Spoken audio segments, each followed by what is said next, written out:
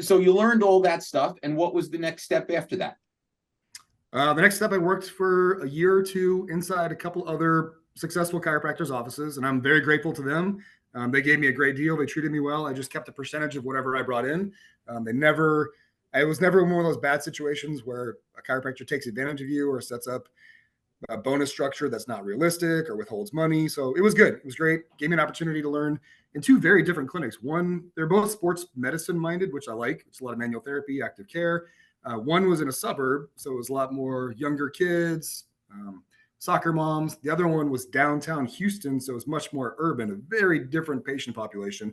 So I learned to, one, communicate and effectively treat and manage lots of different cases. So it was a great learning experience. Then I guess the only downside with that is both those clinics were about an hour from my house, which, another thing to recommend is never work an hour from your house, because you really want to be embedded in the community that you're going to serve. And it's very hard to do that when the second you get out, you're driving an hour home. It's hard to really get engaged in that community. So I went to a gym to market for myself, and inside there was a high performance sports chiropractor who had just had ACL surgery. He wasn't available to talk to, but they had this treatment model that I thought was really unique. And it wasn't him telling me this, it was the coaches in there. They said, "Hey, we have people coming here on crutches with ankle sprains." An hour later, this guy's got them running down the hallway with no brace on. I was like, wow. He goes, "Yeah, people come with back injuries where they can barely stand up and they're touching their toes, doing squats, right after treatment." And I was like, well, that sounds pretty impressive. I can't do that. And in my mind, I thought I was pretty good because I was very sports minded, very sports oriented. I was valedictorian in my chiro school. I'm like, yeah, this is like, I've got this. I'm really good. And I found out someone was that much better than me. It was, one, humbling, but two, it drove me crazy knowing that someone else could do it. And so I was like, if someone else can do that, I've got to learn what they're doing.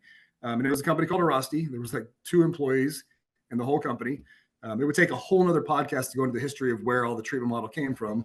But essentially, they figured out ways to help resolve musculoskeletal strains, sprains, things like ankle sprains, hamstring pulls, frozen shoulders in an average of about 3 visits. It was pretty mind blowing, especially back then. So I joined the company, kind of sight unseen, took a huge step financially backwards to be part of it. Didn't know at the time the company was that small. So just out of reference, now that we have about 700 employees, I was the second employee. So Wow. It's come a long ways since then. So back up 1 second. So Arasti, just so everybody understands, and I'm clear even, because Arasti amazes me and I've learned so much about it. You have a colleague that I knew very well, Ty Nickelberry, and he tried explaining a little bit about it to me. But so you were in on the ground floor of Arasti. So you went from this horrible experience and several associateships where you learned a little bit each one. And then you found this great office with 2 people and you were the second employee of Arasti. Yeah, essentially. There was a couple more people early on that just either they retired or they're not here anymore. But of all the people in the beginning, I am the second longest tenured Arasti employee. So yeah, and fortunately, because I came in early and we weren't very busy. We had a lot of time on our hands, but we had this treatment model that was so cool, that was so impactful. It gave us a lot of time to figure out how to make it better.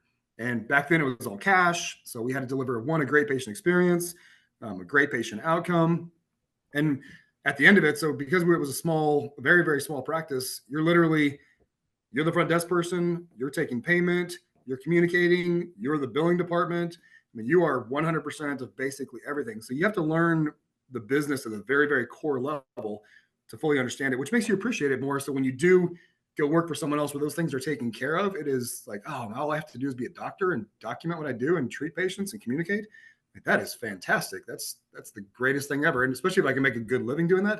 And that's the structure we've created. We've created an entire company with large departments of finance and HR and operations, business development, all the things that bigger companies that aren't typically in healthcare have, that are purely built to support our chiropractors, to give them a good lifestyle where they can make good money. And all they have to do is take care of their patients and build a practice just like anybody else, but without all the headaches of all the insurance carriers and the front desk stuff and the hiring and the firing and the training. All those things are done for you. So all you got to do is be a really good doctor. And that's the culture we've created.